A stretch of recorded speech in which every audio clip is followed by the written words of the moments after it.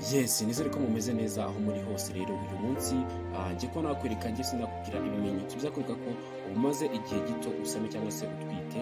Ibimenyetso bigaragara inyuma. Yes, bari kazi mu kiganiro rero unyumva kuri mikoro yitwa Julian Mwisanzwe, yibayita Smart News TV. Mu gihe umugore asamye cyangwa se atwite, hari ubwo ashobora cyangwa se adashobora kuba yamenya cyangwa se yabura amahirwe yo kwigenzura, kandi nyamara ari ngombwa kuba yakwigengesera kuko ashobora kuba muri iyi nkuru cyangwa se muri iki video turi kuze twagaruka byakwereka ko umaze igihe gito usaba cyangwa se utwite inda. Ikintu cya mbere tuza ko twabanzira cyangwa se twareberaho uyu munsi cyangwa se kizakwereka ko waba wasamye. Ikintu cya mbere kigaragaza ko wasamye ni ukubura imihango. Burya kubura imihango ni kimwe mu bimenyetso bigaragara inyuma bizerekana cyangwa se bizereka umuntu w'igitsina gore ko yaba yarasamye. Ikintu cya kabiri ni ukumva ufite umuriro mu buryo budasanzwe. Iki nacyo ni ikindi kimenyetso kigaragara ko wasamye cyangwa se kigaragaza ko wasamye, ndetse akaba ari ikimenyetso kizanwa no kubura cyangwa se no kuba utwite. Ikindi kimenyetso cya gatatu ni ukuba ufite iseseme ndetse no kuruka. Abagore benshi bakunze kuba bagaragaza ko basamye binyuze mu kugira iseseme ndetse no kuba baruka, ariko nanone bikaba ari ikimenyetso cyane cyane cyiza cyangwa se kiba cyakigaragaza mu gihe cyangwa se mu cyumweru cya kane umaze kuba wagera ku mezi 3 usamye. Ikindi kimenyetso cya kane rero ni impinduka ku mabere. Rimwe na rimwe uzumva amabere akurya, ubundi amabere akomere cyangwa se wumve asa nk'akuryaryata. Yes, nabyo uzabyumva.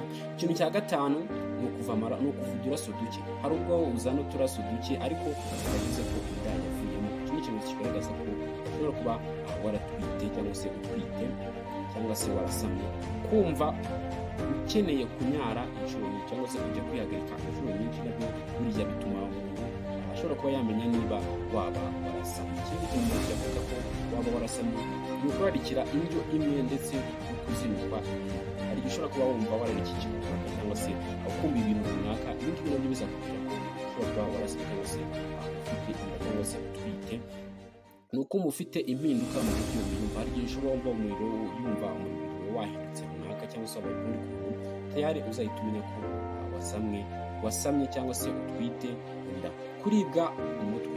Abagore benshi cyane cyane bakunze kugira iki kibazo cyane bagisama, ugasanga bari ku mutwe cyane. Iki kimenyetso nawe kinamuka ukigize kandi wari uherutse gukora imibonano mpuzabitsina, tayari uzahita umenya ko wasamye nta kandi kabuza. Ikindi kimenyetso cyakwereka ko wasamye ni indwara y'impatwe. Kujya kwituma ukamarayo nk'amasaha nk'atanu, nabyo ikimenyetso kizakwereka ko waba utwite. Mu bindi bimenyetso kandi bigaragara inyuma ni ukumva umwana akina mu nda, gusa bikunze kumvikana hashize nk'amezi byararangije kuba byagaragara. Ikindi ni ukuribwa byoroshye. Ikindi ukaba wakumva uribwa ibirenge cyangwa se kubyimba ibirenge. Ikindi guhumeka nabi cyangwa se bigoranye no guhumeka, kumva ntabwo umwuka uza. Yes, ikindi no kuzana ibintu by'ibizi biva mu gitsina cyane cyane mu gihe uri hafi kuba wabyara. Yes, ibi ni ibimenyetso rero byakwereka ko umaze kuba watwite cyangwa se umaze kuba wasama. Niba wari ufite ikibazo cyo kuba wamenya ibimenyetso, nizere ko wasobanukiwe neza cyane. Numvaga kuri mikoro twa Julian Mwisanzwe. Mukomeze mugire ibihe byiza. Iyi bayita Smart News TV. Ndabakunda. Mukomeze mukane subscribe n'ibindi video yagushimishije kugira ngo nzajye mbagezeho ibintu byinshi.